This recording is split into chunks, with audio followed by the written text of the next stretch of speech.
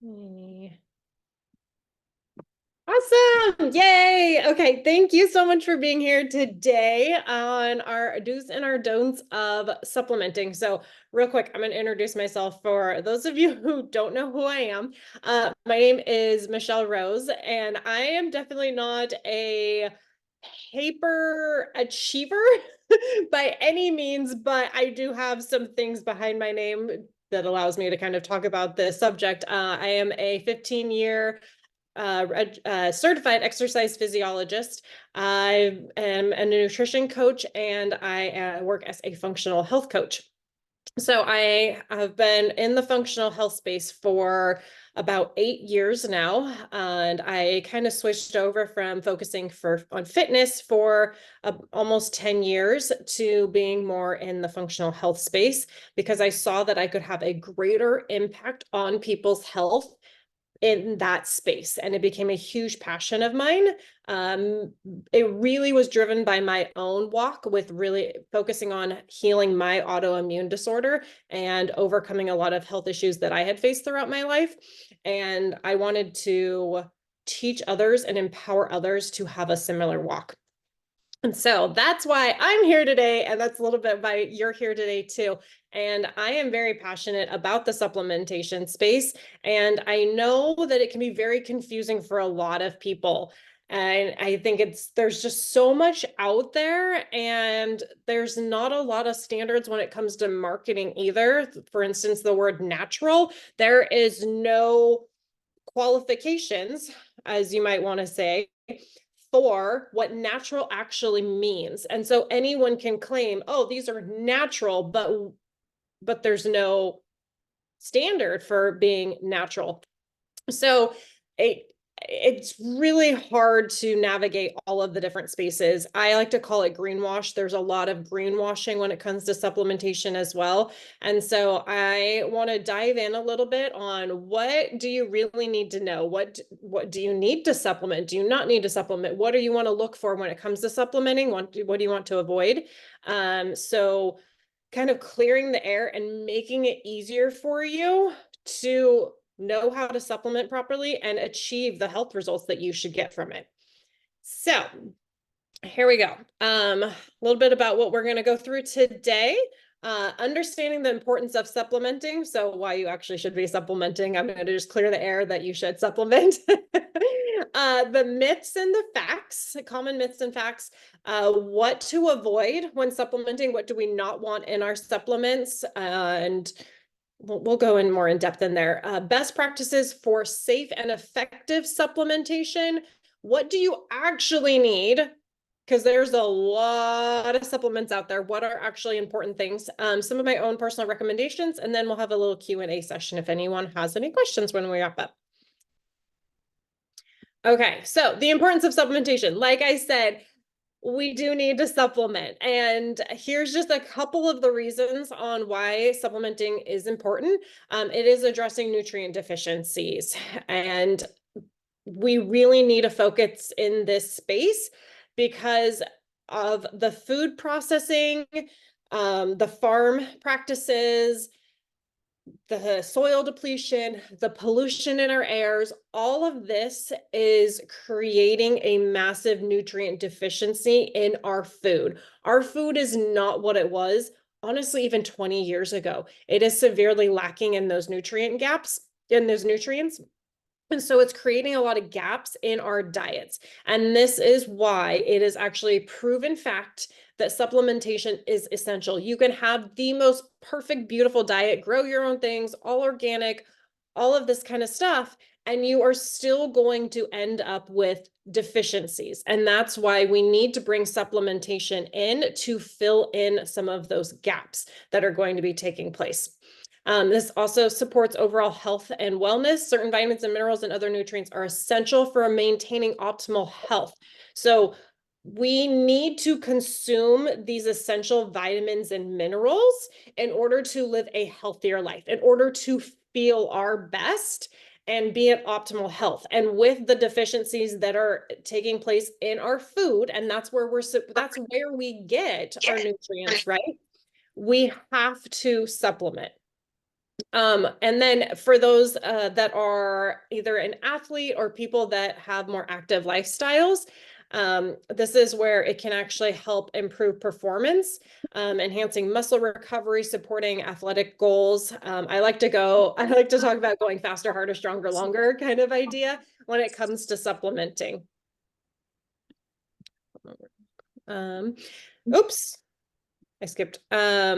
So this talks about a few of the nutrients that you might want to look at when you are in that space, things like protein, you like protein supplements, those kinds of things, creatine, BCAAs, are common ones that you might want to be looking for. Hold on. No. There we go. Okay, so here is our myths and our facts. So the first one, a common myth, natural supplements are always safe. This is going back to the whole natural. There is no definition for what natural looks like, right? So while natural supplements may seem safe, they can still have side effects that interact with medications too. So you do want to be careful. Oh, you're totally fine, Bridget. So this is also like, oh, you might see a stamp that says it's natural. It might be clean, those kinds of things, but what's really in it? That's what I always look for, is what is actually in this supplement. And do you need it? Is it going to overload you? So there's a lot that comes into play. It's not just, oh, it looks like a supplement. Oh, Jerry told me that she was taking this supplement, so I'm going to try it too. She loves it. It doesn't really work like that. Do you actually need it? If you don't, then why would you take it also? Another myth is more is better when it comes to supplements. False, very false.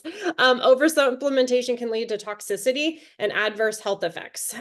So you do kind of want to follow the recommended dosages. When you get a supplement, there is a dosage on there. There's a dosage on there for a reason.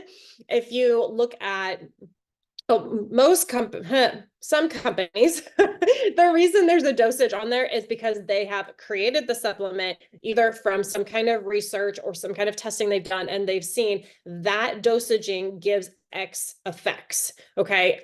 If you over consume on what that supplement is giving you, you can have adverse effects because you can end up in that toxicity range. I missed my first page. Another myth, all supplements are created equal. Quality and potency can vary significantly among different brands and formulations. So one thing about supplementation is there is no like governing body that Come on, George, come on. goes over all the different supplements. Hold on. What are you doing? Roy. You're good. Okay, so if we know about the FDA regulates food and drugs. They do not regulate supplements. So there are many companies out there that are not actually putting what they're claiming in their supplements. I have seen research done on one of the supplements I saw specifically was on St. John's wort. They came and they tested the supplement that was supposedly St. John's wort, and there was absolutely no St. John's wort in the supplement that was supposedly St. John's wort. So if you are looking at supplementing, you want to go with a company that is tried and true, that they actually have other they are under some kind of governing body. They are tested by a third-party companies to show that what they say in their supplements is actually in their supplements, but we're also looking at the quality and the potency of what is in there. Another myth, supplements are a quick fix for poor dietary habits. Also false. You cannot fix a terrible diet with supplementation. Okay. We still need to eat appropriately. I know I talked about all of the gaps that we have in our food. you can't just supplement it out. Okay. So it is very important to still eat a whole foods diet, is what I always talk about, not going to the grocery store and only by eating at Whole Foods, but eating whole foods as in kind of in their natural source. So eating an apple, eating a banana, eating carrots, potatoes, those kinds of things, not eating potato chips, eating an actual potato, like a baked potato kind of thing. That is where you're going to get the nutrients that we need, and help support that healthy whole body. Okay, now we're gonna skip that. Okay, so this is a thing that I am huge on, is what should we be avoiding when it comes to our supplements? But like I said, there's a lot of things in supplements that probably shouldn't be there. And also different forms of supplements. So the first thing that you're going to see on here is gummies. Okay. I fully aware that gummies might have this appealing idea because it's like, ooh, candy, like give me a gummy. There's things about gummies that you really don't want. So one fun fact, I know gummies are very popular, especially in for the kids. On average, if a kid is consuming a gummy vitamin every day for a year, they are consuming an extra 5 pounds of sugar in that year, just from their gummies alone. Okay. That alone is a reason to not be feeding our children gummies, but it's the same for us. We are overeating sugar massively in our country. Why would an adult take a gummy? There are so many other forms of vitamins. If you have a hard time swallowing capsules and those kinds of things, you can find liquid forms as well. So I never recommend using a gummy. I've only seen a gummy done right one time, and it didn't contain all of the things that I'm like, oh, please don't put that in gummies. Another thing, if you think about gummies, is they stick in your teeth. If you think about all the gummy things you've ever had, you're always like peeling it out of your teeth. So that can lead to dental issues as well. You've got all that sugar sitting in your teeth, and it can rot out your teeth as well. Tablets are the next thing. I never, ever recommend consuming a tablet. There are binders in there. If you think about like putting a tablet in water, how long do you think it's going to take for that tablet to dissolve? A long stinking time. So I have actually seen x-rays of someone's gut, and you can see 3 tablets in it. One from that day, one from the day before, and one from the day before that. They are not broken down at all. Our bodies really struggle breaking down tablets. So not only you're not going to break it down, but then you're not going to absorb it. And it's really hard on your body as well. So this is one of those places where I'm like, you're paying for expensive pee or poop kind of idea. And what's the point if you're not actually going to absorb it? Typically also I'll see in tablets a lot of the time is, as we're moving on to the next one, artificial flavorings or colorings. I've also seen sweeteners. I've seen sucralose, which is an artificial sweetener, in a tablet before. It makes no sense to me. You're putting it in your mouth and you're swallowing it. There should be no sweeteners in it. And so next one, avoiding artificial flavors, colorings, and sweeteners. They all have negative health effects. Allergic reactions are honestly like the last of the negative effects to me personally. This is a whole nother topic I could go on all day long. But all of these, if you see the word artificial anything, if it starts with the word artificial, it's a no. It is going to have there is no positive effects to it on your body. There are only going to be negative effects to your body. So immediately say no to that. And also all the blues, the reds, and the yellows, those are artificial dyes, artificial colorings. They're linked to all kinds of different things, like red 40 is linked to ADHD alone. And so we want to make sure that none of this is in our supplements. And one thing real quick, when we're talking about like what is in our supplements, if you're thinking about taking supplements, your thought process is, I am taking a supplement to improve my health. That's the whole idea around supplementing. No matter who you are, the thought process is, I want to improve my health by supplementing. And if you have things like artificial colors and flavorings and sweeteners in your supplements, you're completely taking out part of the picture of like the goal is to feel better and be healthier. And this is actually negative, going to have a negative effect on your body. So when we're talking about like all supplementing is created equal, natural is good. We really need to look at what's actually in there because the supplementing can have that negative effect simply by putting something like this in there. Potassium sorbate. This is a preservative you'll see in some supplements. It is linked to gastrointestinal issues, so GI issues. So we want to make sure that that is not going to be in your supplements as well. Carrageenan. So carrageenan is a thickening agent. I actually see this a lot in like different forms of milk alternatives, that kind of stuff as well. Same with maltodextrin, actually. This is also linked to digestion issues and digestion issues as well, but also inflammation. So we want to avoid carrageenan. And maltodextrin is used as a filler in a lot of things. One with maltodextrin, it has the effects of spiking your blood sugar. A very, very, very small maltodextrin can pop your blood sugar up very high very quickly.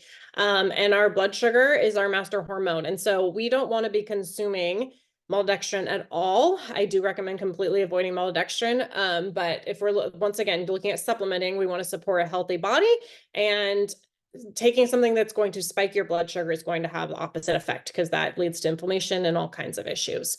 Folic acid. I could go on. This is another one I could talk about all day as well. So folic acid is the synthetic, also known as created in a lab fake form of folate.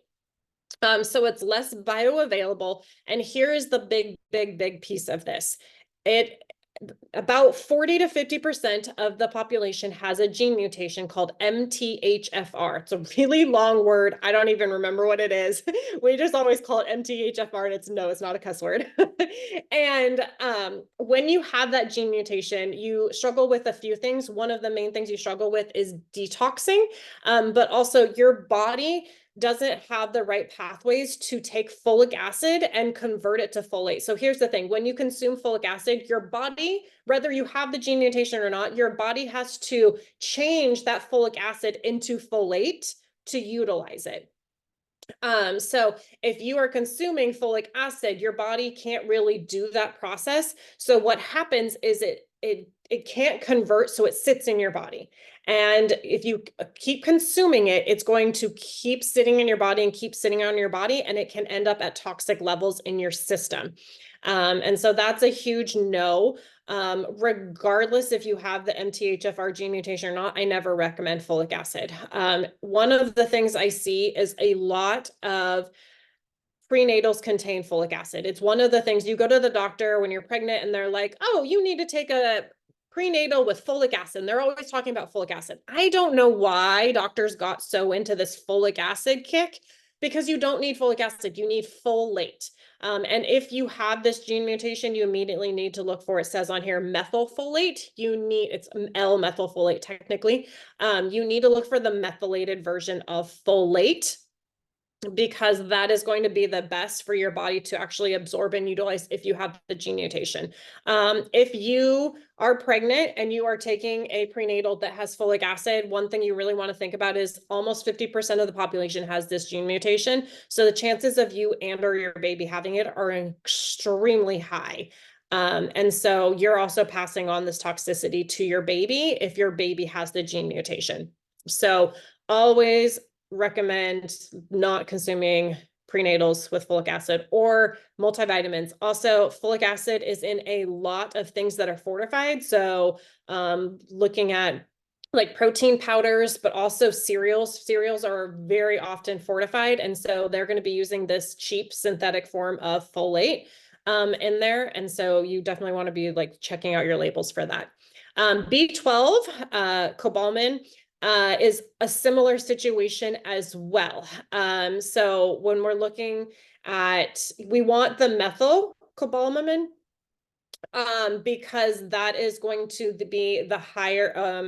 or there's also the other one listed on there too. It's going to increase your absorption, but also looking back at that gene mutation, these two go hand in hand. You want to, your body, when you have that gene mutation, wants the methylated version as well to increase the absorption rate. It can't process over. It can't switch over. I know a lot of people that with the gene mutation that have tested very high toxic levels, again, of B12 in their system because their body can't absorb it. And so it's just sitting there and building up and building up because it can't convert. So you always want to look for the methylated version or the adenosine option. Magnesium citrate. If you follow me on Instagram, you might have seen my recent reel on Calm. It's the magnesium supplement out there. I know a lot of people that use it. People have always said really great things. I've never actually looked at it before until I was at Costco last week. And surprise, magnesium citrate is the form of magnesium they use there. I love magnesium. I recommend people supplement with magnesium. We're going to talk about that in a minute. However, magnesium citrate is meant to be used for constipation relief. Okay, it is it's a supplement that, even if you look at the labels, is meant to be like a week or less use. And the reason behind that is your body can become dependent on the mechanism that it creates in your body to have that bowel movement. What essentially it does is it brings liquid into your intestines to help them contract, but also help bring that liquid into your waste to help soften it up so you can eliminate. What this can do is it can cause diarrhea, first of all, but it also can cause a lot of dehydration. And like I said, your body can become reliant on it. So if we become reliant on it, you're going to have to be taking magnesium citrate all the time. And you're also going to have electrolyte imbalances. You can end up dehydrated, have all kinds of different bowel issues. So I don't recommend using magnesium citrate unless it's I'm severely constipated, I need some help. We're going to use this. This is actually what is used for like colonoscopy prep, you guys. So some alternatives would be like magnesium glycinate or magnesium ascorbate. And then the last thing, melatonin. So melatonin, real quick. I am really cautious around recommending melatonin. Melatonin is not meant to be for daily use. You need to be very careful when you're using it with kiddos as well. One of the big things when we're looking at melatonin is like 90% of melatonin is sourced from animals, and it's very unethical how it is sourced. It's a really ugly chemical process, and it is not something that our body likes and recognizes appropriately. And so I always recommend, if you are going to be using melatonin, make sure that it's from a vegan source, which is going to be a hard find. I do have an option that I do recommend. However, I still always use caution, throw caution at the wind, because there can be some negative effects with melatonin. Your body can become dependent on it as well. So I never recommend using it for more than like a 3-week time period. It's more good to use through something like jet lag, or if you are like a nurse or someone that works the night shift, if you're trying to get back on a different schedule, that it can be useful for helping reset your pattern there. Okay. So some of the do's of supplementing. What should you do when it comes to supplementing? So make sure you're looking at reputable brands, third-party testing for quality and purity. I always love when I see a certain stamp on supplements showing that they are tested by these specific companies, and they are what they say they are. Read labels carefully and avoid products containing harmful additives or fillers. So make sure you're actually looking at those labels. Don't just look at the front. The front of it is all about marketing, and it's going to have all these buzzwords like no artificial colors. And then you turn it around and it's got artificial sweeteners though. It's like, okay, great. You took out one bad thing, but there's still other bad things in here. So make sure you're actually reading those labels. Opt for forms of supplements that offer optimal absorption. So this is where we're going to be looking at like capsules or liquids, always avoiding. I never, like I said, never recommend using tablets. Gummies are almost always a no as well. So we want maximum absorption because we want to get the most bang for our buck, really. Do we want to pay for expensive pee, expensive poop? No, nobody does. That doesn't make any sense. And I will tell you, I used to do lots of round things when it came to supplementing, and I realized I flushed thousands of dollars down the toilet because I was not using the right products. Incorporate supplements as part of a balanced lifestyle, including a nutritious diet, regular exercise. So going back to kind of like those myths and stuff of, can you just supplement a terrible diet? No, absolutely not. So make sure you are eating a healthy diet, moving your body, getting rest, keeping your stress down, all of that to have a healthy life. Okay, so what does everyone need when it comes to supplementing? This is a question that comes up a lot, is like, well, what do I actually need? So this is really primarily based off the fact that there's about 10 different deficiencies that almost everyone has. And that's a couple of these things that are on here. But these are just in general what we all need to support. So vitamin D. The majority of the population can't create vitamin D in the US for 6 months out of the year. So it's important to supplement with vitamin D, especially in those winter months. And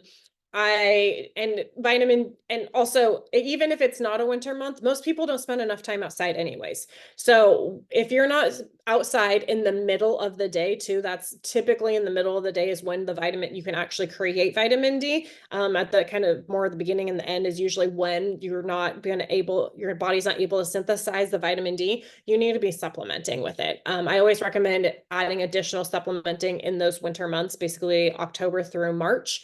We're just getting out of that, but I still do recommend doing a small amount of supplementing with vitamin D through the summer. Omega-3s. So here's the thing with omega-3 that some people don't understand of like, why do I need to supplement with omega-3? What it's all about is a balance of omega-3 and omega-6. And our diets are very low, more often than not, in omega-3s. They're very high in omega-6 and they're very low in omega-3. So in order to get that balance right, we need to supplement with omega-3. Omega-3 is anti-inflammatory because it helps bridge that gap. It takes you from being imbalanced to balanced. So omega-6s are not bad. However, we are eating a lot of them and we're not eating enough of the 3s. So that's why we need to supplement to help bridge the gap. Magnesium. So I talked briefly about magnesium citrate. So why is it so important? It is required for over 300 different processes in our body. And it is one of the highest minerals that we are deficient in. Okay. About 9 out of 10 people are deficient in magnesium. So that's why we need to look at supplementing from it. This is going to help. One of the big things is muscle contraction, that you'll see it. So if you are experiencing a lot of like cramps, more often than not, that is because you are deficient in magnesium. It's also really important for helping with like recovery, relaxation, energy, sleep. It can help with mood, all kinds of things. And so we want to supplement with this, not necessarily with magnesium citrate though. Probiotics. So this is where I really knocked it out of the park with flushing my money down the drain, because I was buying some really expensive probiotics and I was like, oh, they're so good. They're refrigerated and they're like blah, blah, blah, billions. Oh gosh, what is it? Oh, I just brain farted on what it's called. Anyways, if you are not taking the right probiotics, you can flush a lot of your money down the drain because they're not actually working. A lot of times they can be dead before you even put them in your mouth. If you're buying a probiotic off the shelf of the supermarket, it's probably not even alive. So I don't recommend doing that. You actually want to use a probiotic that's been tested I don't actually recommend the refrigerated ones either, because if it can't stand the temperature of your counter, how is it going to withstand the temperature of your mouth? What's going on in your stomach, your esophagus, all of the things? It's not going to survive making it to your small intestine. So I learned I wasted a lot of money for years because I wasn't taking the right one. But probiotics are so important because everything happens from our gut. Every single health issue is stemming from an underlying gut issue. And so making sure that we are feeding that good, beautiful microbiome and gut bacteria of our digestive system is essential. And so also we are in the time of like antibiotics are just like, it's like Oprah. She just like, you get one and you get one. And for some reason they're everywhere. You cough and the doctor's like, here's an antibiotic. You don't need an antibiotic for a cough. So we have to constantly focus on rebuilding our gut health, and a probiotic is one of those ways. Last little thing everyone needs is a good quality multivitamin. And this is going to help fill all those extra gaps that we didn't cover from the vitamin D. Your multivitamin may have enough vitamin D to cover what you need in the summer months. I still would probably put a little bit more in there in the winter months, but it's going to fill in those other ones of like being deficient in A, B, C. Luckily, C is there typically we see a lot of supplementation with C. It's added to a lot of things. But there's a lot of other vitamins and minerals that we're seeing a lot of deficiencies in. And something here is you want to make sure that you are consuming a multivitamin that is bioavailable. And what that means, we were talking about the synthetic form of like folic acid and B12. So we want things like methylfolate, methylated B12, those kinds of things, the more natural form for our body to actually absorb the vitamins and minerals that are in there. So we're once again not paying for expensive waste. Okay, so I am going to actually talk through some of the products that I recommend here that I've personally been using for multiple years now. And I know took me out of the flushing a lot of money down the toilet because nothing was working. And the first one we actually look at is a probiotic. So this probiotic absolutely changed my life. It's the only probiotic that I have actually it was the first probiotic. There's one other probiotic I've used that I've noticed a difference from. One of the big things that I found with taking this probiotic was it was helping get rid of what we call candida, which is a yeast overgrowth. We have this biofilm, so it's this film, this lining inside of our digestive system when our digestive system is unhealthy. And if we don't break that down, our probiotics aren't going to work. And we get that film in there when we have that yeast overgrowth. And so this helps break down that yeast overgrowth, kills off that candida, and allows the probiotics to actually come in and work and do their job, which is so important. So this was game changer for me. It also was half as much as that crazy other probiotic that I was taking. CFU, that's what what I was trying to remember earlier. So that is one of the first recommendations I have. And then BioCleanse is a magnesium supplement. So making sure we're not taking a magnesium citrate. It has a really gentle form of magnesium called magnesium ascorbate. That helps your body. It helps with eliminating, but also it's bringing in that magnesium that your body needs for all those different processes as well. And then I bring in, I very quickly mentioned blood sugar importance. I do fully believe that everyone should be supporting their blood sugar levels as well through supplementation. There's multiple ways to support blood sugar levels. One of those, well, we've got things like drinking your water, eating a healthy diet, balanced meals, but also timed eating, moving your body, those kinds of things. But since 93% of the population has insulin resistance, aka blood sugar issues, I really think we have to start bringing in that supplement piece to make sure we're having more balanced blood sugar levels. And so I use this really great drink that also helps detox the body naturally, helps support healthy gut and balance blood sugar levels. Okay. Two other products, looking at recommendations. Whoops. There we go. So we're looking at multivitamins. So I absolutely am obsessed with this multivitamin. It is bioavailable. So we're looking at, it's methylated. So it's fully methylated. It has the natural forms of the vitamins and minerals in there, so our body likes it. And it also has aloe, and so the aloe increases the absorption rate up to 300 times. I never want to pay for expensive waste, and so this helps make sure your body is actually absorbing it and utilizing it. And then the Omega X, what the Omega X is a plant-based omega, and what's super cool about it is it's all 5 of our omegas. So we were talking about 3 and 6. We also have 3 other forms, which are 9, 5, and 7. Our bodies naturally create those, but there's some really cool anti-inflammatory benefits, brain health, heart health, those kinds of things that come from additional supplementing of those other 3. So it has 3, 6, 9, 5, and 7 in it. And the form of 3 that it has in it is like looking at that bioavailable space again. So helping your body actually absorb those omegas is really, really, really important in being able to utilize them. So we're really taking that gap out of there, like we were talking of the 3 and 6.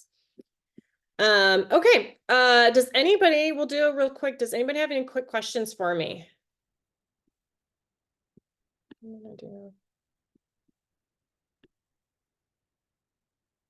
don't know, questions. You can use the little chat box too.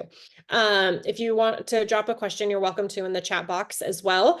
Thank you so much for being here. I really appreciate your guys' time. If you would like some help with getting a personalized plan, you have questions about supplementing, you want to go over what you're currently using, anything along those lines, you are welcome to text me. This is my phone number. You can text recommendation to my phone number, and we can start kind of having that conversation of what are you using, what could be beneficial for you, those kinds of things, because I would love to be of support to you. I also have an extra special surprise. I have a guide, kind of using a lot of this here, but essentially what to avoid with supplementing. I created a little freebie guide that I'm going to send to you. That you'll be able to use, and you can take it to the store. It's going to be a couple pages, but you can take it to the store, or you can pull it up if you're looking at supplements online and kind of see like, okay, does it have these things? Do I need to avoid these things? So that's my extra little special. You're welcome. And I super appreciate you being here and giving me some of your time. And I look forward to helping you guys really up level your own walk with your supplements, which is going to improve your health along the way.